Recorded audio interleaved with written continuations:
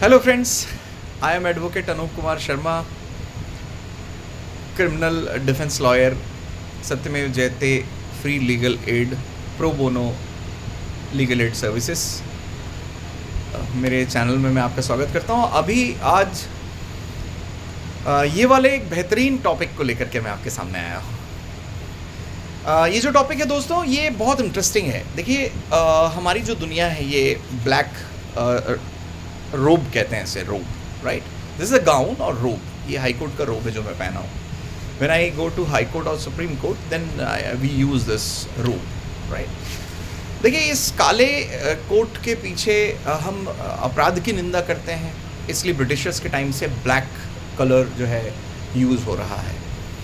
लेकिन इस काले कलर के पीछे एक काली दुनिया है जिसे लोग बहुत नेगेटिव एंगल से देखते हैं। मैं उस नेगेटिव एंगल के पीछे एक ह्यूमन कॉन्सेप्ट को सामने आज लाऊंगा जो मेरे पिछले करियर से रिलेट करती है। See I am an MBA human resources and management from university of Pune. 2005-07 में मैंने उच्च शिक्षा अपनी हासिल की। प्रथम मास्टर्स डिग्री, द्वितीय masters degree after MA in English literature के बाद मेरी सेकेंड मास्टर्स डिग्री, उसके बाद थर्ड मैंने MPM किया, फिर अभी मैं LLM कर रहा हूँ and LLB is also considered as PG। तो जो मेरी सेकेंड मैनेजमेंट ह्यूमन रिसोर्सेज की मास्टर डिग्री थी MBA, उसमें ह्यूमन जो कॉन्सेप्ट था उसको, लेबर्स कॉन्सेप्ट को बहुत नज़दीक से, साइकोलॉजिकल कॉन्सेप्ट्स को बहुत नज़दीक से पढ़ने समझने, और 18 साल, क्योंकि मेरे 20 साल के अनुभव में शुरू के 2.5 साल सेल्स एंड मार्केटिंग के रहे हैं। उसके बाद मैंने कुछ साल एकेडमिक्स में भी बिताए हैं। मैं प्राध्यापक रहा हूँ, प्रोफेसर रहा हूँ, करीब 1,500 बच्चों को पढ़ाया मैंने MBA और इंजीनियरिंग में। अभी मैं वापस LLB में आऊँगा, एजुकेशन में। देखिए, मैं बताना इसलिए चाह रहा हूँ ये कि एक ऐसा टर्म इस काली दुनिया का जो कहलाता है अपराध की दंड को कैसे एग्जीक्यूट करेंगे, और उस एग्जीक्यूट करने का स्थान क्या होगा, that is called jail, right.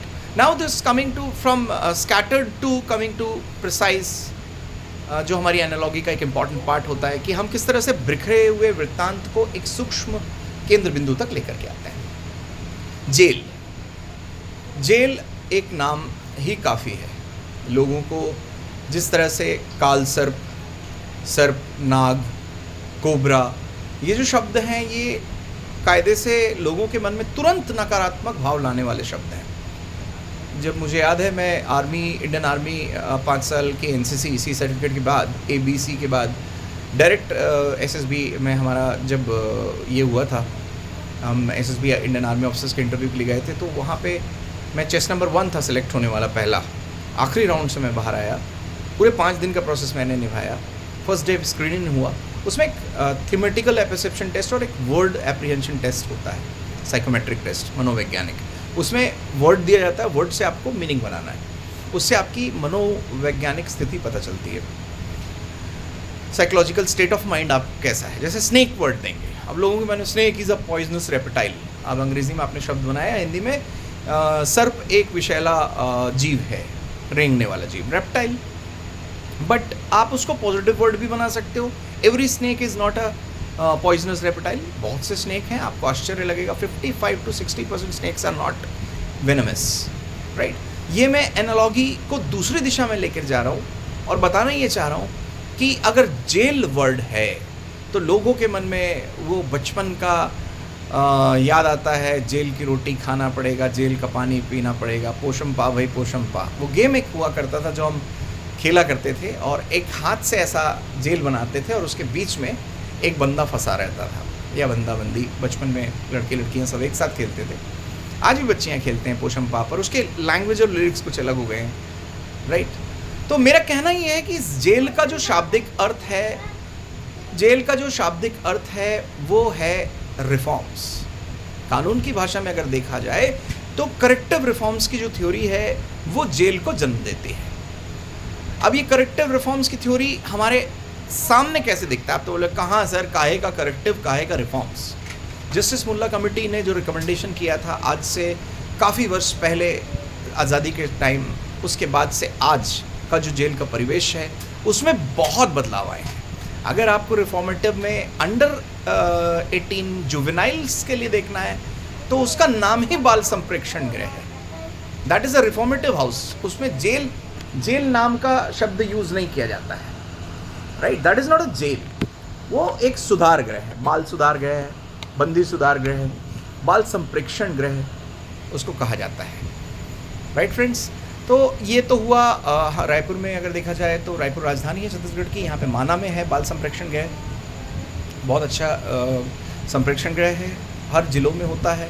बालकों का जो है बड़े जिलों में होता है, छोटे जिलों में नहीं है ये सुविधाएं, नहीं तो पास के बड़े शहर में लाया जाता है और उस तरह से उन्हें रखा जाता है। और आज ये जो रिफॉर्म्स हैं, ये रिफॉर्म के पीछे की जो कहानी है, रिफॉर्म्स के पीछे की कहानी में मूल जो मैं मानव की बात कर रहा हूँ, मानव अधिकार की बात कर रहा हूँ, फंडामेंटल राइट जो मेरा कैप्शन है, उस पर अगर मैं डाइव इन करूँ, उतरूँ, तो थोड़ा सा मैं आपको रिफ्रेश करूँ। ये जो हम स्कूटी लेके, बाइक लेके बाहर निकल जाते हैं ना, हम पुणे में थे तो रात को 10 बजे भी सुट्टा उट्टा मारने लोग 12 बजे भी चले जाते थे। पूरा रात पुणे कभी सोता नहीं है। पुणे शहर मैनचेस्टर ऑफ इंडिया है। हम लोग हॉस्टल से कूद के जाते थे, चल एनसी चलेंगे। मेरा नाम पड़ गया था एनसीसी से एनसी। बोलते चल एनसी जाएंगे, तो मैं बोलता यार काका चिल्लाएगा यार, वो सुबह फिर हॉस्टल वार्डन से कंप्लेंट करेगा। तो हम जाते थे। हम स्वारगेट बस स्टैंड रात भर खुला होता था, मगरपट्टा और खराड़ी ये सब तो आईटी पार्क हो गए, लेकिन कोरेगांव पार्क ये सब खुला होता था। सो व्हाट हैपेंस इज कि लाइफस्टाइल, आज की जो जीवन शैली है ना, वो रिफॉर्म्स को जन्म देने में ये रखती है। हमारी जो दैहिक स्वतंत्रता है, हमें मन करता है कि हम रात को 12 बजे दोस्तों के साथ सिगरेट पीने जाएं, तो हम गाड़ी उठाते हैं। जब हम बैचलर रहे हैं ना, जब शादीशुदा हैं, परिवार के साथ हैं, तब की बात अलग है। मैं तो नहीं पीता सिगरेट, ना मैं ड्रिंक करता हूँ। मैं एक उदाहरण कह रहा हूँ। जब आप हॉस्टल लाइफ में रहते हैं तो चले यार दोस्तों, चलो थोड़ा चल के आएंगे यार, आज बढ़िया कुछ कार्यक्रम है, आज बढ़िया रात को नाइट आउट करते हैं। तो ये जो आप नोएडा में जा रहे हैं, ग्रेटर नोएडा में जा रहे हैं, बैंगलोर में जा रहे हैं, 10 रोड कॉरिडोर में अपनी गर्लफ्रेंड के साथ कार पे घूम रहे हैं, रात को 12-12:30 बजे आपको कोई पुलिस वाला रोकता है, तो ब्लंटली वो लेडी, कॉन्फिडेंट लेडी कहती है, it is under my article 21 under right to life and liberty. सटीक जवाब कि मेरे अनुच्छेद 21 में मेरी स्वतंत्रता निहित है, right to life and liberty. मैं किसके साथ जाती हूँ मेरा फ्रीडम ऑफ चॉइस है, वो मेरी टेस्ट एंड प्रेफरेंसेस है, और मेरे मौलिक अधिकारों में है। आप मुझे अकारण रोक नहीं सकते। आप मुझे बता दीजिए कि ये अपराध है रात को 12 बजे अपने बॉयफ्रेंड के साथ घूमना, पुलिस वाला चुप, ठीक है मैडम जाइए। सो खटाक, this is what my point is friends. Article 21 अनुच्छेद 21, भीमराव अंबेडकर साहब संविधान के निर्माता। हमारा भारत, जब हम LLB फर्स्ट सेमेस्टर में पढ़ रहे थे, बहुत खूबसूरत हमारी गवर्नमेंट कॉलेज, एक शीर्ष कॉलेज है पंडित जे योगानंदम, मैंने वहाँ से पढ़ाई की। बताया गया हमें कि ये पैराडाइज ऑफ लॉयर्स है, राइट। ये इंडियन कॉन्स्टिट्यूशन, ये वकीलों के लिए एक पैराडाइज है, पैराडाइज एक स्वर्ग है। क्यों? क्योंकि हमारा जो टूल्स क्या है एडवोकेट्स के पास, संविधान की किताबें, लॉ की किताबें, अभी जो नए कानून आए, ये हमारी रोजी रोटी है। इसी से हम आपको, आज मैं एक बहुत बेहतरीन कोट पढ़ रहा था, हमें गर्व इसलिए नहीं है कि कानून है हमारे देश में, हमें गर्व इसीलिए है कि हर कानून के पीछे एक अधिकार है, और उस अधिकारों का प्रतिरक्षण एक अटॉर्नी कराता है, एक लॉयर कराता है। महात्मा गांधी, अटॉर्नी से याद आया, महात्मा गांधी जी की एक खूबसूरत लाइन मेरे आज के टॉपिक पे जुड़ती है, अपराध से घृणा करो, अपराधी से नहीं। सेंट्रल जेल में मैंने कोविड के टाइम, मैंने लास्ट वीडियो में भी बताया, कोविड के टाइम में मैं प्रोजेक्ट करने अंदर गया, मैंने कल्याण शाखा देखी, मैंने कैदियों से मिला। मैं नाम नहीं लूँगा, एक कैदी, कंपनी का नाम ले सकते हैं, NTPC से था, उनके ऊपर करप्शन के चार्जेस थे, कुछ 10 ईयर्स की सज़ा थी। सारे जो शीट्स के ओनर्स थे बच गए, वो बेचारे GM को अंदर करा दिए और पूरी उसको सज़ा हो गई, कन्विक्शन हो गया। अब वो कल्याण शाखा में बाकायदा मेरे को इंग्लिश में बात करके सिखाए, और मैं सेकेंड ईयर में पढ़ रहा था, उस समय कोविड था, फाइनल ईयर में था शायद, और मैंने प्रोजेक्ट किया। उस समय अंदर जाना अलाउड नहीं था, कोविड का रिस्क था, कोई आ नहीं जाना है, बट मैं गया अंदर और जाकर के मैंने देखा, व्यवस्थाएं देखी, मेरी स्तब्ध रह गया मैं। लेकिन मेरे को बहुत सारी चीज़ें अच्छी भी नज़र आई, क्योंकि मैं बोल्ड फ्रॉम द ब्लू ढूंढता हूँ।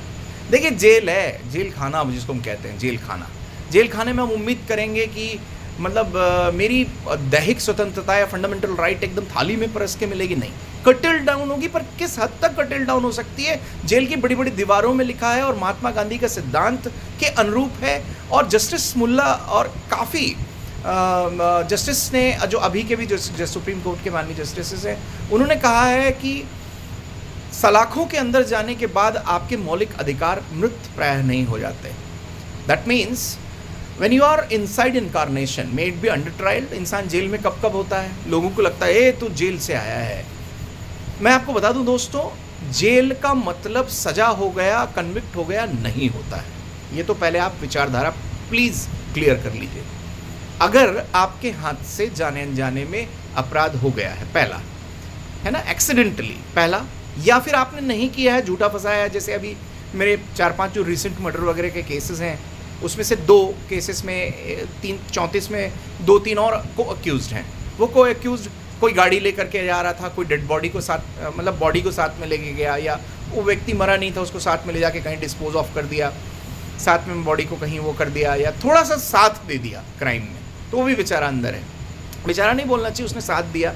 बाद में अंदर में वो आज रो रहा होता है कि मेरी दोस्ती यारी के चक्कर में मैं, देखिए मेरे को भी आजीवन कारावास पड़ गई। लेकिन बाद में हम उन्हें जो है उनकी आजीवन कारावास को, उनको बेल करा देते हैं और उनको कई बार बचा भी लेते हैं, उनको दोषमुक्त करा देते हैं, क्योंकि अगर उन्होंने मारा नहीं तो सदोष हत्या का उनको 302 का अपराध नहीं लगता।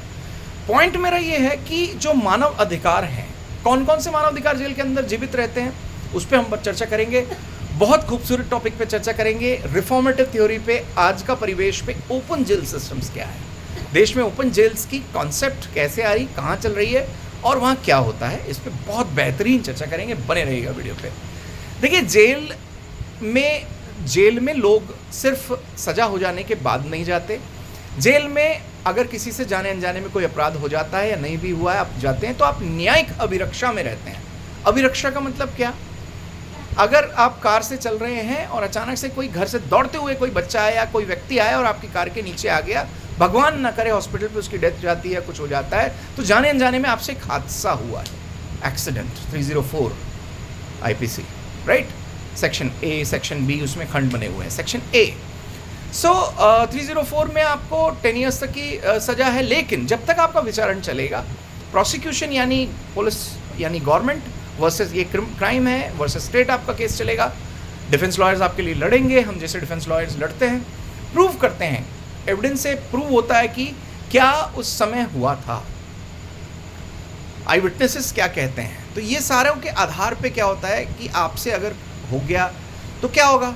अगर सोचिए कि वो महिला या बच्चे का मामला होगा, पब्लिक तो आपको मार डालेगी बाहर में। सबसे पहले पुलिस आपको अपनी अभिरक्षा में लेती है और देश का संविधान, देश के न्यायालय आपको अपनी अभिरक्षा में रखता है, आपको अंडर ट्रायल पीरियड पे अपने पास रखता है। उसके पीछे सिर्फ सुरक्षा, बचाना, आपको प्रिजर्व करना नहीं है, उसके पीछे ये भी है कि आप फ्ली अवे हो सकते हैं। इंसान का डर उसको भगा देगा, भाई मेरे को तो लोग मार देंगे, इसी डर से वो नेपाल भाग जाएगा, बांग्लादेश भाग जाएगा, कहीं भी भाग जाएगा, तो वो भागे नहीं। और जांच में भाग जाएगा तो बाहर रह करके वो क्या करेगा, गवाहों को प्रभावित करेगा। हो सकता है एक आध गवाह को उड़ा दे कि साला इसने देखा है, मैं इसको उड़ा दूं, ये गवाही देने नहीं आएगा तो मेरे को सजा नहीं होगी। विकृत मानसिकताएं कुछ भी कर सकती है और मनुष्य जन्म से विकृत नहीं होता, परिस्थितियां उसको विकृत बनाती है। मेरे LLM का क्राइम साइकोलॉजी का विषय भी यही है, डिसर्टेशन का भी विषय मेरा यही रहेगा।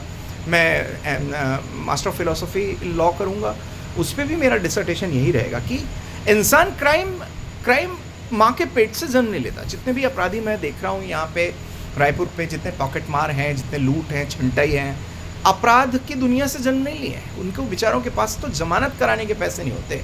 मेरे शुरुआती क्लाइंट्स कुछ थे, सोने चांदी के जेवरात मंदिर से लूट लिए, वो बेचारा नशे के लिए, क्या वो जो सिरप होती ना बच्चे की, वो पीता था, क्योंकि नशे खरीदने के लिए उसके पास पैसा ही नहीं। उसको मैंने एक आर्ग्यूमेंट में वहीं से छुड़वा दिया, छोटी सजा, छोटा अपराध। बाद में हमने उसको रिहैबिलिटेट किया सत्यमेव जयते फाउंडेशन से, वो बिना नशे के रहता नहीं था वो लड़का, माँ बाप कह दिए थे अब मर गया मेरे लिए। सो द पॉइंट इज़ कि जेल के अंदर जाने के बाद आपको रिफॉर्म, क्योंकि आपको न्यायिक अभिरक्षा जब तक आपका ट्रायल चलेगा, अंडर ट्रायल आप रहेंगे, विचाराधीन श्रेणी में रहेंगे, आपको कुछ बैरक्स में रखा जाएगा, सिविल ड्रेस आप पहन सकते हैं, कैदी वाला जो सफ़ेद वर्दी होती है वो आपको नहीं मिलती है, आप सिविल ड्रेस में बाकायदा आपके बहुत सारे अधिकार, मुलाकात का अधिकार आपको हर हफ्ते था पहले, अभी 10 दिन कर दिया गया है, कई कई जगहों में हर हफ्ते है, वो मुलाकात आपको मिलेगा। आपको बाकायदा अंदर में बुक्स रीडिंग सारी चीज़ें कैदियों को भी मिलती है, कुछ प्रिविलेजेस आपको अंडर ट्रायल में ज़्यादा मिलते हैं। कैदी हो जाने के बाद आपको 15 दिन में या 10 दिन में एक बार मुलाकात आती है, राइट, और आपको कुछ चीज़ें ज़्यादा फ्रीडम मिलती है कैदी हो जाने पे, क्योंकि आप जेल के व्यक्ति हो जाते हो कैदी हो जाने पे। अंडर ट्रायल में आप कोर्ट के व्यक्ति होते हो। कैसे? न्यायिक अभिरक्षा का मतलब होता है आप जुडिशियल कस्टडी में हैं। इसकी ताकत आप शायद नहीं समझे हैं। अगर किसी विचाराधीन बंदी की जिसका अंडर ट्रायल कोर्ट में केस चल रहा है और उसकी अगर न्यायिक अभिरक्षा में डेथ हो जाए तो पूरी जेल सस्पेंड हो जाती है। जेलर सबसे पहले होता है, प्रहरी होता है ना, किस परिस्थिति में बाकायदा एक जुडिशियल इंक्वायरी प्रोब गठित होती है। क्यों होती है सब? क्योंकि उसकी अकाउंटेबिलिटी किसके हाथ में है?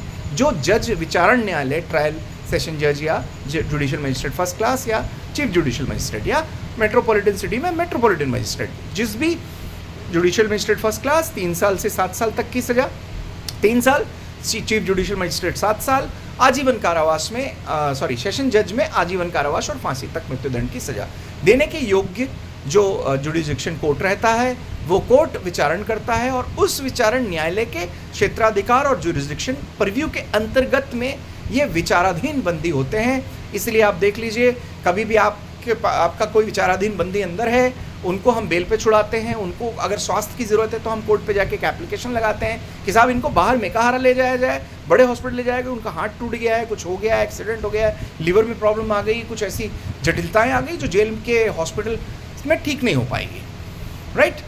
तो इस तरीके से विचाराधीन बंदी अंदर होते हैं। उसके बाद भगवान ना करे जब उन्हें सज़ा अगर हो जाती है विचाराधीन के दौरान, बेल हो गई तो वो बाहर आते हैं, फिर फैसला होता है तो फैसले में एक्विटल हुआ, बरी हो गए तो बाहर, पूरी तरह से बाहर, बेल में तो वैसे भी बाहर थे, और बेल नहीं रहती है, कई लोग की बेल नहीं भी होती है।